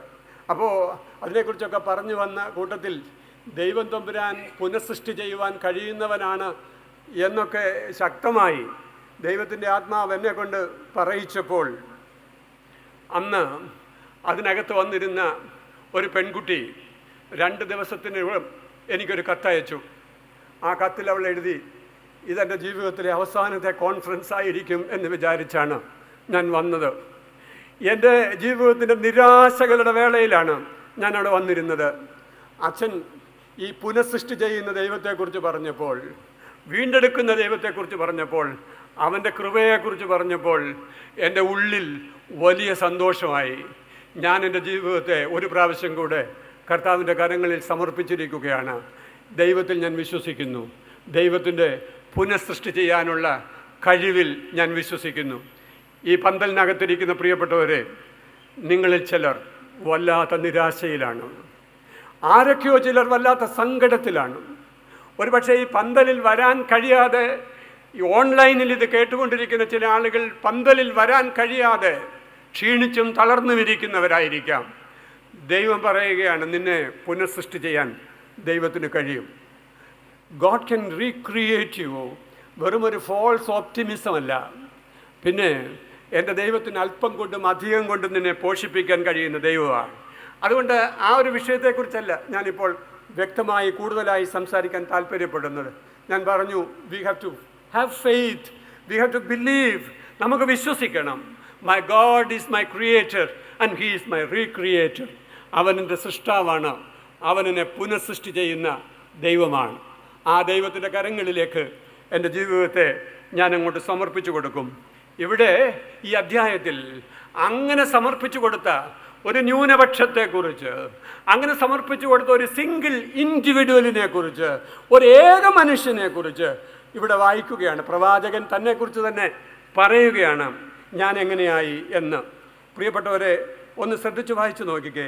ഈ ഗ്ലൂമി ആയിട്ടുള്ള, മത്സ്യം ചത്തുനാറുന്ന, സമുദ്രം വറ്റിപ്പോകുന്ന, നദി വരണ്ടു പോകുന്ന, സൂര്യൻ രട്ടുടുക്കുന്ന, അന്തരീക്ഷം മുഴുവൻ ഇരുളാകുന്ന ആ ഒരു അവസ്ഥയുടെ മധ്യത്തിലും ദൈവം തന്നിരിക്കുന്ന ഒരനുഗ്രഹത്തെക്കുറിച്ച് 5-ാമത്തെ വാക്യം മുതൽ നമ്മൾ വായിക്കുകയാണ്. നിങ്ങളുടെ കയ്യിൽ വേദപുസ്തകം ഉണ്ടെങ്കിലും തുറന്നു വെച്ച് നോക്കിക്കോ. അതിനകത്ത് എഴുതിയിരിക്കുന്നു, യഹോവയായ കർത്താവ് എൻ്റെ ചെവി തുറന്നു, ഞാനോ മറുത്തു നിന്നില്ല, പിന്തിരിഞ്ഞതുമില്ല. അടിക്കുന്നവർക്ക് ഞാൻ എൻ്റെ മുതുകും, രോഗം പറിക്കുന്നവർക്ക് എൻ്റെ കവിളും കാണിച്ചു കൊടുത്തു. എൻ്റെ മുഖം നിന്ദയ്ക്കും തുപ്പലിനും മറച്ചിട്ടും ഇല്ല. ശിഷ്യന്മാരെ പോലെ കേൾക്കേണ്ടതിന് അവനെൻ്റെ ചെവി ഉണർത്തുന്നു. ഈ കാലഘട്ടത്തിൽ ജീവിക്കുന്ന നമ്മുടെ ഏറ്റവും വലിയ ദുര്യോഗം, കേൾവിയുടെ സുഹൃതം നമുക്ക് നഷ്ടപ്പെട്ടു പോയിരിക്കുന്നു എന്നുള്ളതാണ്. കേൾവിയുടെ സുഹൃതം നമുക്ക് നഷ്ടപ്പെടുകയാണ്. ഇങ്ങനെ ഒരു കൺവെൻഷൻ യോഗത്തിലൊക്കെയാണ് നമ്മൾ ഈ കേൾവിയിൽ 1 മണിക്കൂറൊക്കെ ഇരിക്കുന്നത്. അല്ലാത്തപ്പോഴൊക്കെ നമ്മൾ കാഴ്ച കണ്ടുകൊണ്ടിരിക്കുന്നവരാണ്. We are addicted to the സ്ക്രീനിനോട് വല്ലാത്തൊരു അഡിക്ഷൻ. നമുക്കിപ്പോൾ കണ്ടാലേ എന്തെങ്കിലും മനസ്സിലാകത്തുള്ളൂ എന്നുള്ളൊരു അനുഭവമാണ്. ചെവിയുടെ സുഹൃതം നഷ്ടപ്പെട്ടു പോയി. സുഹൃതം നഷ്ടപ്പെട്ടു പോകുമ്പോൾ ഒത്തിരി വികൃതം ഉണ്ടാവും. സുഹൃതം നഷ്ടപ്പെട്ടു പോകുമ്പോൾ ഒത്തിരി വികൃതമുണ്ടാവും. അങ്ങനെ ഒത്തിരി വികൃതമുണ്ടാകുമ്പോൾ നമ്മൾ വെറും വീണ്ടെടുക്കപ്പെടാത്ത പ്രകൃതിയായി മാറിപ്പോകും. 3 വാക്കുകളാണ്: സുഹൃതം, പ്രകൃതം, വികൃതം. സുഹൃതം നഷ്ടപ്പെട്ടു പോയാൽ വികൃതമുണ്ടാവും. വികൃതം കേവല പ്രകൃതിയായി, കേവല മണ്ണായി നമ്മെ തീർത്തു കളയും. 1-ാം ദിവസം ഞാൻ ഓർമ്മിപ്പിച്ചിരുന്നു, മനുഷ്യൻ വെറും മണ്ണല്ല, മണ്ണിനകത്തു നിന്നുള്ള വലിയ ട്രാൻസ്ഫർമേഷൻ, വലിയ രൂപാന്തരമാണ് ദൈവം നൽകിയത് എന്ന് പറഞ്ഞിരുന്നു. പ്രിയപ്പെട്ടവരെ, ചെവി, കേൾവി. നമുക്കറിയാം, ഇന്ന് രാവിലത്തെ ഞാൻ എൻ്റെ ഒരു സ്റ്റാറ്റസിൽ ഇന്നലെ രാവിലെയാണ് തോന്നുന്നു ഞാൻ ഇട്ടിരുന്ന ഒരു വചനമുണ്ട്. കേൾവി കാതുകൊണ്ട് മാത്രമല്ല, കരളുകൊണ്ടുകൂടെ. കരളുകൊണ്ടുള്ള ഒരു കേൾവിയാണ്. കണ്ണും കരളും എന്നൊക്കെ നമ്മൾ പറയാറുണ്ട്. കരളുകൊണ്ടുള്ള ഒരു കേൾവി. ചെവി കൊണ്ട് മാത്രമല്ല, ഹൃദയപൂർവ്വമുള്ള ഒരു കേൾവി. ആ ഹൃദയപൂർവ്വമുള്ള ഒരു കേൾവിയിലാണ് നമുക്ക് രൂപാന്തരം സംഭവിക്കുന്നത്. കേവലം ബൗദ്ധികമായ തലത്തിൽ മാത്രമല്ല പ്രിയപ്പെട്ടവരെ, ഒരു വൈകാരിക തലത്തിലുമുണ്ട്. ദൈവത്തിന് സ്തോത്രം. അപ്പോൾ രാവിലത്തെ നമ്മുടെ വെള്ളിയാഴ്ചത്തെ കൂട്ടായ്മകളിലൊക്കെ വന്ന് പങ്കെടുക്കുന്ന പാവപ്പെട്ട മനുഷ്യരുടെ വേവ് ലെങ്ത് അധികവും ഞാൻ ആരെയും പരിമിതപ്പെടുത്തി പറയുകയല്ല. ഒരു പക്ഷേ പ്രിയപ്പെട്ടവരെ, അവർ മനസ്സിലാക്കിയിട്ടുള്ള ദൈവാനുഭവത്തിൻ്റെ അടിസ്ഥാനത്തിൽ അവർ റിലേറ്റ് ചെയ്യുന്ന അവരുടേതായിട്ടുള്ള ഒരു ജീവിതത്തിൻ്റെ വേവ് ലെങ്തിലിരുന്നു കൊണ്ട് ദൈവത്തെ അനുഭവിക്കാനായിട്ട് ശ്രമിക്കുന്നവരാ. അവരെ ഒന്നും നിസ്സാരരായിട്ട് കരുതരുത്. ഹല്ലേലൂയ. അങ്ങനെ ദൈവത്തെ അനുഭവിച്ച ഒരമ്മയുടെ മകനാണ് ഞാൻ. അതുകൊണ്ടാണ് നിങ്ങളുടെ മുമ്പിൽ നിന്നുകൊണ്ട് ഞാൻ സംസാരിക്കുന്നത്. അങ്ങനെ ദൈവത്തെ അനുഭവിച്ച ഒരമ്മയുടെ മകനാണ്. പ്രിയപ്പെട്ടവരെ, ഞാൻ ഓർമ്മിപ്പിക്കട്ടെ, കാലത്തും ഉച്ചയ്ക്കും വൈകുന്നേരത്തും സന്ധ്യയ്ക്ക് ഏത് നേരത്തും സങ്കടം ബോധിപ്പിച്ച് കരയാൻ വാതിലടച്ചകത്ത് കയറിയിരുന്ന് നിലവിളിച്ച് പ്രാർത്ഥിക്കുന്ന ഒരോർമ്മ എൻ്റെ ജീവിതത്തിലുണ്ട്. ഒരിക്കലും മറക്കാത്ത, ഒരിക്കലും വിസ്മരിക്കാൻ കഴിയാത്ത വലിയ ആത്മീയ പ്രകമ്പനം എൻ്റെ ഹൃദയത്തിൽ സൃഷ്ടിച്ചത് വൈദിക സെമിനാരിയിലെ പഠനമല്ല, അതിനു മുമ്പ് എൻ്റെ ജീവിതത്തിലുണ്ടായ മറ്റൊരു പ്രകമ്പനമാണ്. ആ പ്രകമ്പനം കാലത്തും ഉച്ചയ്ക്കും വൈകുന്നേരവും സങ്കടം ബോധിപ്പിച്ച് കരയുന്ന ഒരു കരച്ചിലിൻ്റെ, വിലാപത്തിൻ്റെ സ്വരമൊക്കെയാണ്. അതിനകത്തൂടെ ദൈവം സംസാരിച്ചതിൻ്റെ ബാക്കി പത്രമാണ് നിങ്ങളുടെ മുമ്പിൽ നിന്നുകൊണ്ട് ഈ വചനം സംസാരിക്കുന്ന ഞാനെന്ന് ഞാൻ പൂർണ്ണമായിട്ട് വിശ്വസിക്കുന്നു. പ്രിയപ്പെട്ടവരെ, തുറക്കപ്പെടുന്ന ചെവി, തുറക്കപ്പെടുന്ന ഹൃദയം, സഹനത്തിൻ്റെ ബലിവേദികൾ, അങ്ങനെയൊക്കെയാണ് നമ്മളിവിടെ വായിക്കുന്നത് അല്ലേ? തുറക്കപ്പെടുന്ന ചെവി, തുറക്കപ്പെടുന്ന ഹൃദയം, അതിൻ്റെ ഫലമായി ഉണ്ടാവുന്ന സഹനത്തിൻ്റെ ബലിവേദികൾ. അങ്ങനെയുണ്ടോ ഇവിടെ? ഇവിടെ നമ്മൾ വായിക്കുകയാണ്, രോമം പറിച്ചു കളയുന്നു, മുതുക തടിക്കുന്നു. അങ്ങനെയൊക്കെയുള്ള അനുഭവങ്ങൾക്ക് ഞാൻ ശക്തനായിത്തീരുന്നത് എൻ്റെ ദൈവം എന്നെ രാവിലെ തോറും വിളിച്ചുണർത്തുന്നത് കൊണ്ടാണ്. ഹല്ലേലൂയ. രാവിലെ രാവിലെ ദൈവം വിളിച്ചുണർത്തി എഴുന്നേൽക്കുന്ന പ്രിയപ്പെട്ടവരുടെ ഒരു നിര ഈ പന്തലിൽ നിന്ന് പുറപ്പെട്ടു പോകട്ടെ എന്ന് ഞാൻ ആഗ്രഹിക്കുന്നു. കാലത്തെ ദൈവം വിളിച്ചുണർത്തി എഴുന്നേൽപ്പിക്കുന്ന, എന്നിട്ട് ദൈവശബ്ദം കേൾപ്പിക്കുന്ന, ശിഷ്യന്മാരുടെ നാവിനെ തരുന്ന, താങ്ങാനുള്ള ബലം തരുന്ന, അത്തരം ശക്തി തരുന്ന പ്രവാചകന്മാരുടെ നാവുള്ള ദൈവത്തിൻ്റെ മക്കളുടെ പ്രഭാവം ഉണ്ടാവുകയാണ്. അതാണ് ഇവിടെ പ്രവാചകൻ്റെ വചനത്തിൽ പറയുന്നത്. ഇതാ, ഒരു ന്യൂനപക്ഷം ദൈവത്തിൻ്റെ സന്നിധിയിൽ അവൻ്റെ ശബ്ദം കേൾക്കുവാൻ നിൽക്കുകയാണ്. എൻ്റെ കൂടെ പറയണം, ദൈവം നമ്മുടെ പരിപാലകനാണ്. എന്തുകൊണ്ടാണ് ഇവിടെ രോമം പറിക്കുന്നവൻ്റെ മുമ്പാകെ തൻ്റെ മുഖം കാണിച്ചു കൊടുക്കുവാൻ, തൻ്റെ മുതുകത്ത് മർദ്ദനമേൽക്കുവാനൊക്കെ താൻ ഏൽപ്പിച്ചു കൊടുക്കുന്നത് എന്ന് ചോദിച്ചാൽ, ദർശനമുണ്ടായ ഭക്തൻ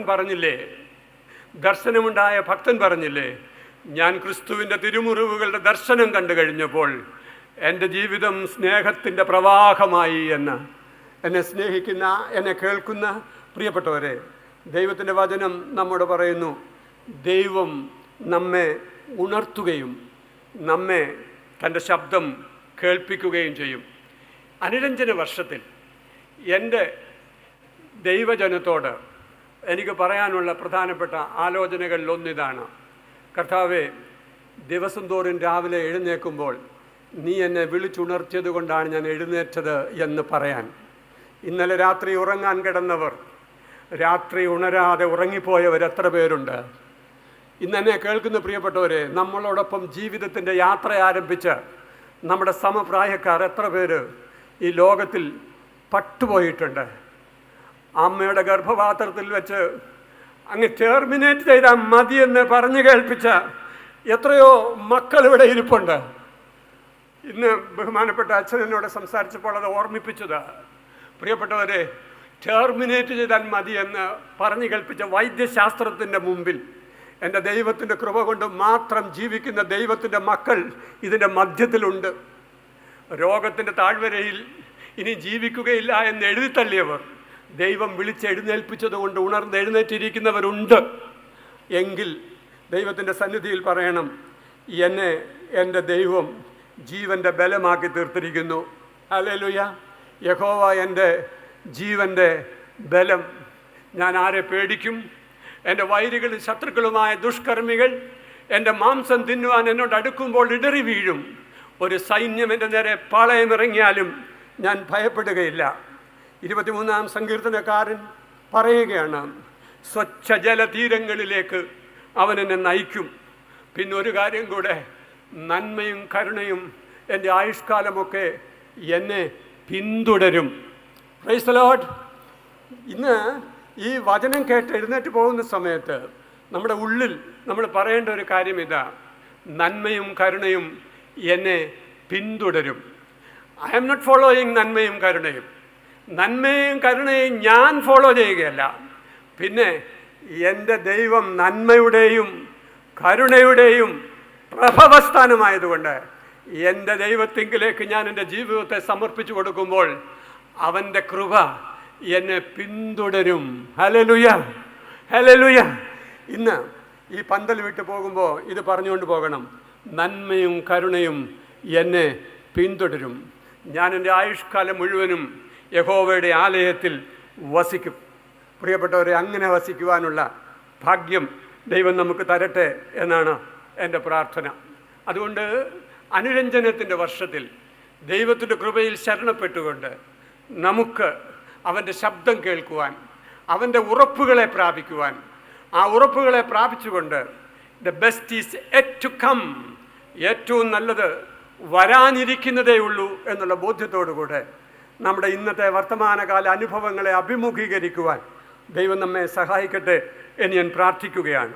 പ്രിയപ്പെട്ടവരെ, അതുകൊണ്ട് തുറക്കപ്പെടുന്ന ചെവി, തുറക്കപ്പെടുന്ന ഹൃദയം, സമർപ്പിച്ചു കൊടുക്കപ്പെടുന്ന അവയവങ്ങൾ, ഹല്ലേലൂയ, സമർപ്പിച്ചു കൊടുക്കപ്പെടുന്ന അവയവങ്ങൾ. സഹോദരന്മാരെ, ഞാൻ ദൈവത്തിൻ്റെ മനസ്സലിവ് ഓർപ്പിച്ച് നിങ്ങളെ പ്രബോധിപ്പിക്കുന്നത്, നിങ്ങൾ ബുദ്ധിയുള്ള ആരാധനയായി നിങ്ങളുടെ ശരീരങ്ങളെ ജീവനും വിശുദ്ധിയും ദൈവത്തിന് പ്രസാദവുമുള്ള യാഗങ്ങളാക്കി സമർപ്പിപ്പീൻ.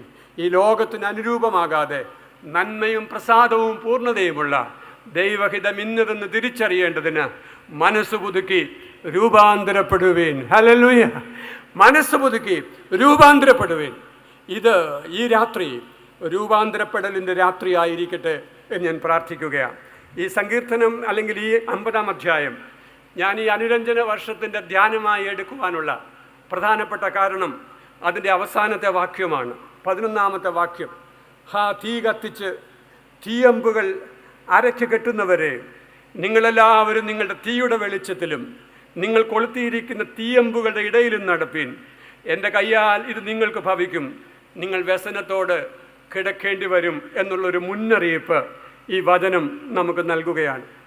തീയമ്പുകൾ അരയ്ക്ക് കെട്ടുന്നവർ ആരാണ്? ഈ തീയമ്പുകൾ അരയ്ക്ക് കെട്ടുന്നവർ എന്നുള്ളൊരു ചോദ്യമാണ്. എഫേസ്യ ലേഖനം 6-ാം അധ്യായത്തിൽ ദ സ്പിരിച്വൽ ആർമർ, ആത്മീയ മനുഷ്യൻ്റെ ആയുധവർഗത്തെക്കുറിച്ച് പറയുമ്പോൾ അവിടെ നമ്മൾ വായിക്കുന്നുണ്ട്, പിശാചിൻ്റെ തീയമ്പുകളെ കെടുക്കുവാൻ തക്കവണ്ണം എന്ന്. അപ്പോൾ തീയമ്പുകളെ കെടുക്കുന്നത് ആരാണ്? തീയമ്പുകളെ തൊടുക്കുന്നത് ആരാണെന്നാണ് ചോദിച്ചത്, കെടുക്കുന്നതല്ല. തീയമ്പുകളെ തൊടുക്കുന്നത് ആരാണ്? തീയമ്പുകളെ അയക്കുന്നത് ആരാണ്? ദുഷ്ടനാണ്, ദുഷ്ടനാണ്. ഞാൻ ആദ്യത്തെ ദിവസം പറഞ്ഞിരുന്നു 3 ധ്യാനങ്ങളുള്ളത് കൊണ്ട് ഒരു കണ്ടിന്യൂറ്റി അതിനത് വേണമല്ലോ. അതുകൊണ്ടാണ് പ്രിയപ്പെട്ടവരെ, ആദ്യത്തെ ദിവസം ഞാൻ പറഞ്ഞിരുന്നു, ദൈവസ്വരൂപത്തിൽ സൃഷ്ടിക്കപ്പെട്ട മനുഷ്യൻ, ദൈവസ്വരൂപത്തിൽ മെനയപ്പെട്ടവൻ ഇപ്പോൾ കൂടുമാറ്റം നടത്തി ജ്ഞാനം പ്രാപിപ്പാൻ കാവ്യം, രുചിപ്രദം, കാണാൻ കൊള്ളാവുന്നത് എന്നൊക്കെ കണ്ട് പഴം പറിച്ചു തിന്നപ്പോൾ അവൻ ലൂസിഫറിൻ്റെ രൂപത്തിലേക്ക് കൂടുമാറ്റം നടത്തിയെന്ന്. ആ കൂടുമാറ്റം നടത്തിയവനാണ് തീയമ്പുകളെ തൊടുക്കുന്നത്. ഈ രാത്രി ദൈവത്തിൻ്റെ ആത്മാവ് നമ്മോട് പറയുകയാണ്, തീയമ്പുകൾ അരയ്ക്ക് കെട്ടിയിട്ടുള്ളവരെ എന്ന്. അനുരഞ്ജന വർഷത്തിൽ പ്രിയപ്പെട്ട തിരുമേനി വളരെ ഹൃദയഭാരത്തോടെ നൊമ്പരത്തോടെ ദൈവത്തിൻ്റെ സന്നിധിയിൽ പ്രാർത്ഥിച്ചും ധ്യാനിച്ചും നമ്മെ എന്നും പഠിപ്പിക്കുന്നത് അനുരഞ്ജനത്തിൻ്റെ മനോഹരമായ സന്ദേശങ്ങളാണ്. പ്രിയപ്പെട്ടവരെ, നമുക്കതുകൊണ്ട് ഈ വചനത്തോടൊന്ന് നീതി പുലർത്തണം.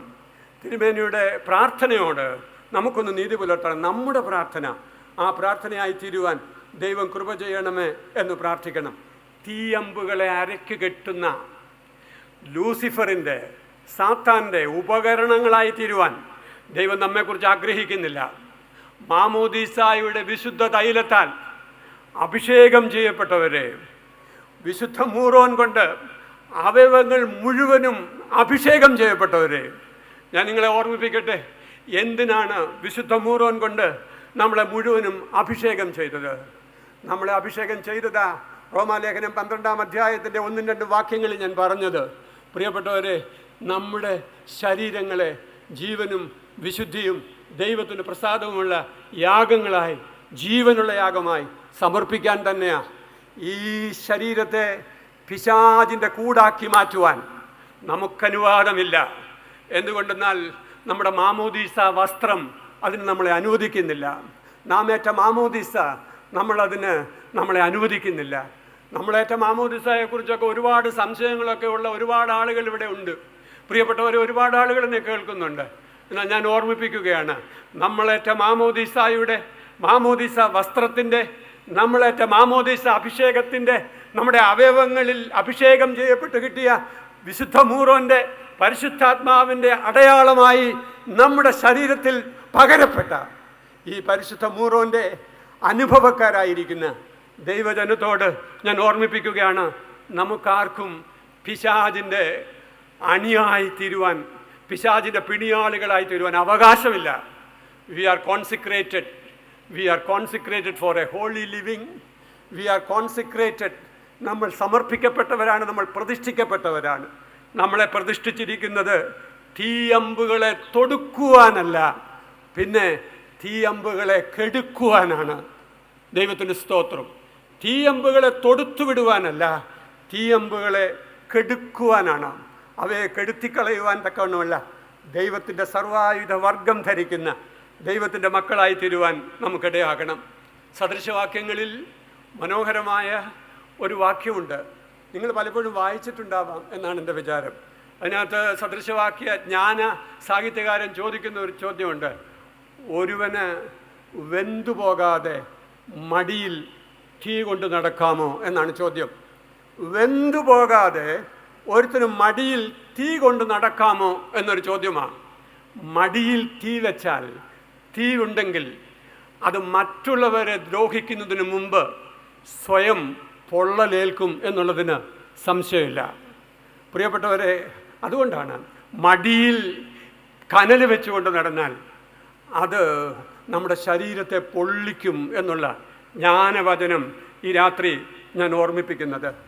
പ്രിയപ്പെട്ടവരെ, സമാധാനത്തിൻ്റെ വഴി, അതാണ് ദൈവം നമ്മെക്കുറിച്ച് ആഗ്രഹിക്കുന്നത്. ഞാൻ ഈ കഴിഞ്ഞ ദിവസങ്ങളിലൊക്കെ പറഞ്ഞ ഒരു ധ്യാനം 120-ാം സങ്കീർത്തനത്തെക്കുറിച്ചും 121-ാം സങ്കീർത്തനത്തിൻ്റെ 1-2 വാക്യങ്ങളെക്കുറിച്ചുമാണ്. അവിടെ 120-ാം സങ്കീർത്തനം ആരോഹണ ഗീതങ്ങളുടെ ആരംഭമാണ്. അതിനകത്ത് സങ്കീർത്തകൻ പറയുകയാണ്, വ്യാജമുള്ള അധരങ്ങളും വ്യാജമുള്ള വഞ്ചനയുള്ള നാവും വ്യാജമുള്ള അധരങ്ങളുമുള്ള ജനത്തിൻ്റെ മധ്യത്തിൽ പാർത്തതെനിക്ക് മതിയായി. ഞാൻ മേശക്കിൻ്റെ കൂടാരങ്ങളിൽ പാർക്കുന്നതും കേദാറിൽ ഞാൻ പാർത്തതും എനിക്ക് മതിമതിയായി. സമാധാന ദ്വേഷിയോടുകൂടെ പാർക്കുന്നത് എനിക്ക് മതിമതിയായി എന്ന് അദ്ദേഹം പറയുകയാണ്.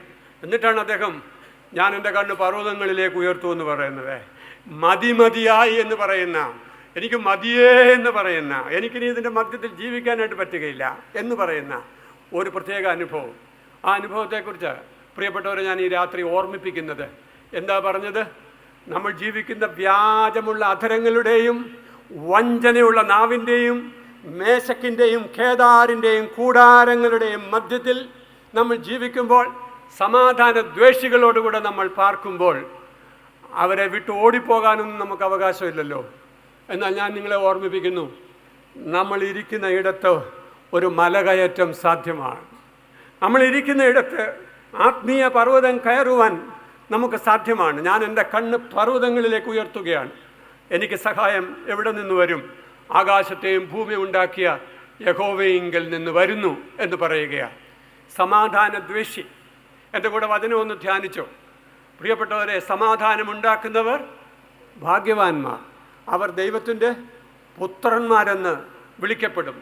മനുഷ്യപുത്രന്മാരെ ദൈവപുത്രന്മാരിലേക്ക് പരിവർത്തനം ചെയ്യുവാൻ ദൈവം അനുവാദവും അവകാശവും നമുക്ക് തന്നിരിക്കെ, നമ്മുടെ ജീവിതയാത്രയിൽ നമ്മൾ ദൈവപുത്രന്മാരായി തീരുവാൻ ഉള്ള ഭാഗ്യം നമുക്ക് തന്നിരിക്കെ, ഹല്ലേലൂയ. മനുഷ്യപുത്രൻ ദൈവപുത്രനാണ്. ദൈവത്തിന് സ്തോത്രം. മർക്കോസിൻ്റെ സുവിശേഷം വളരെ വ്യക്തമായി നമുക്ക് തരുന്ന വലിയൊരു ഉൾക്കാഴ്ച അതാണ്. യേശുവിനെ മനുഷ്യപുത്രൻ എന്ന് പറയാനാണ് മർക്കോസിൻ്റെ സുവിശേഷം എഴുതിയ മർക്കോസിന് താല്പര്യം. കാരണം സത്യമനുഷ്യപുത്രന് മാത്രമേ സത്യദൈവപുത്രനാകാൻ കഴിയത്തുള്ളൂ. ഈ ലോകത്തിൽ സത്യമനുഷ്യനായി ജീവിക്കുന്നവന് മാത്രമേ സത്യദൈവത്തിൻ്റെ പുത്രനായി തീരുവാൻ സാധ്യമാകൂ. സമാധാന ദ്വേഷിയോടുകൂടെ ജീവിക്കുന്നത് എനിക്ക് മതിയായി.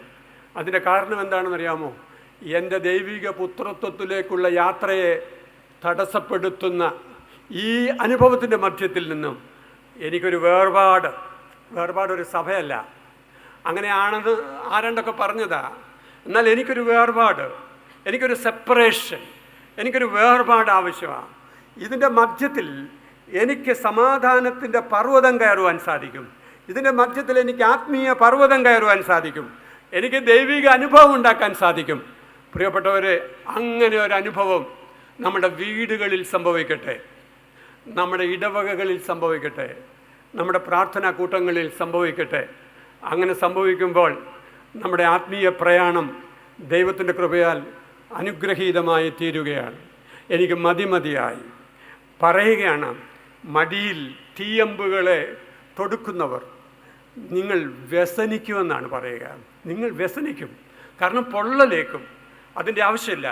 അതിനകത്തൊന്ന് രക്ഷപ്പെടുവാൻ ദുഷ്ടൻ്റെ തീയമ്പുകളെ കെടുക്കുന്ന ദൈവത്തിൻ്റെ പരിശുദ്ധാത്മാവിൻ്റെ ശക്തി നമ്മുടെ മേലൊന്ന് വരട്ടെ. പ്രിയപ്പെട്ടവരെ, തിരുമേനി പറഞ്ഞതുപോലെ ക്ഷമിക്കുവാനുള്ള മേഖലകളിൽ ക്ഷമിക്കുവാൻ, ക്ഷമയുടെ പർവ്വങ്ങൾ കയറുവാൻ, നിരന്തരം ഈ ക്ഷമയുടെ പർവ്വങ്ങൾ കയറി ദൈവപുത്രത്വത്തിൻ്റെ മനോഹര സാദൃശ്യം നമുക്കുണ്ടാകുവാൻ, അതിലേക്ക് വളരുവാൻ, ദൈവസ്വരൂപത്തിൽ സൃഷ്ടിക്കപ്പെട്ട നമുക്ക് ദൈവം വലിയ പൊട്ടൻഷ്യൽ തന്നിരിക്കെ അതിനകത്ത് വളരുവാൻ ദൈവമേ സഹായിക്കണമെന്ന് പ്രാർത്ഥിക്കണം. ഞാൻ അവസാനിപ്പിക്കുകയാണ്. പ്രിയപ്പെട്ടവരെ, പരദേശി മോക്ഷയാത്ര ഏറ്റവും മനോഹരമായ പുസ്തകമാണ്. നിങ്ങളിൽ പലരും അത് വായിച്ചിട്ടുണ്ട് എന്നാണ് എൻ്റെ വിചാരം. ജോൺ ബെനിയൻ എന്ന വളരെ പ്രഗത്ഭനായ മനുഷ്യൻ തടവറയിൽ കിടക്കുമ്പോൾ എഴുതിയ സുന്ദരമായ ഒരാഖ്യാനമാണ് പരദേശി മോക്ഷയാത്ര, ദ പിൽഗ്രിംസ് പ്രോഗ്രസ്. അതിൻ്റെ സന്ദർഭങ്ങളൊക്കെ വേദപുസ്തകം വായിക്കുന്നത് പോലെ വേദപുസ്തകവുമായി ചേർത്ത് വെച്ച് ധ്യാനിക്കാവുന്ന സുന്ദരമായ ആത്മീയ സന്ദർഭങ്ങളാണ് പരദേശി മോക്ഷയാത്രയിലുള്ളത്. അതുകൊണ്ട് ഈ പുതിയ വർഷം അനുരഞ്ജനത്തിൻ്റെ യാത്ര ആരംഭിക്കുന്നവർ പരദേശി മോക്ഷയാത്രയൊന്ന് വായിക്കണം. പരദേശി മോക്ഷയാത്ര വായിച്ച് ധ്യാനിക്കണം. പരദേശി മോക്ഷയാത്രയുടെ വെല്ലുവിളികളെ സ്വീകരിക്കുവാൻ നമുക്ക് കഴിയണം എന്നാണ് എൻ്റെ താല്പര്യം. പ്രിയപ്പെട്ടവരെ, പരദേശി മോക്ഷയാത്ര ആരംഭിക്കുന്നത് എങ്ങനെയാണ്? സുവിശേഷകൻ വന്ന് നാശപട്ടണത്തിൽ പ്രസംഗിക്കുകയാണ്. ഈ നാശപട്ടണം ഇപ്പോൾ നശിക്കുവാൻ പോവുകയാണ്, നശിച്ചു പോകും. അതുകൊണ്ട് നീ മോക്ഷപട്ടണത്തിലേക്ക് യാത്ര ചെയ്യണം. മോക്ഷപട്ടണത്തിലേക്കുള്ള വിശ്വാസിയുടെ യാത്രയാണ്. നാശപട്ടണം വിട്ട് മോക്ഷപട്ടണത്തിലേക്ക് യാത്ര ചെയ്യുവാൻ അധികാരപത്രവും വാങ്ങി യാത്ര ചെയ്യുകയാണ്. ആ യാത്രയുടെ മധ്യത്തിൽ അപ്പല്യോനുണ്ട്. ആ യാത്രയുടെ മധ്യത്തിൽ പിശാചുണ്ട്, സാത്താനുണ്ട്, അപ്പല്യോനുണ്ട്. അവരൊക്കെ ഇങ്ങനെ ദുഷ്ടൻ്റെ തീയമ്പുകളെ ഇങ്ങനെ തൊടുത്തുകൊണ്ടിരിക്കുകയാണ്.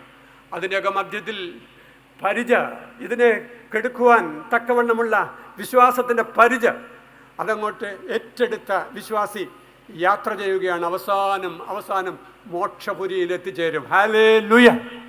എന്നെ ശ്രദ്ധിക്കുന്ന പ്രിയപ്പെട്ടവരെ, നമ്മളെല്ലാവരും ഈ മോക്ഷപുരിയിലേക്കുള്ള യാത്രയിലാണ്.